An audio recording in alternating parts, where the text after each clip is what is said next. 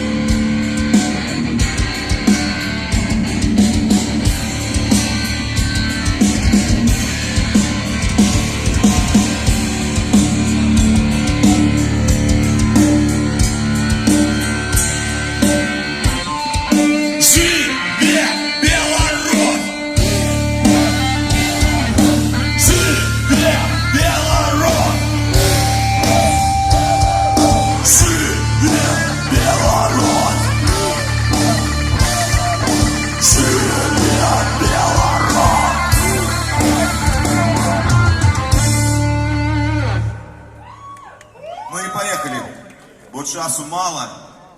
Дякую велике.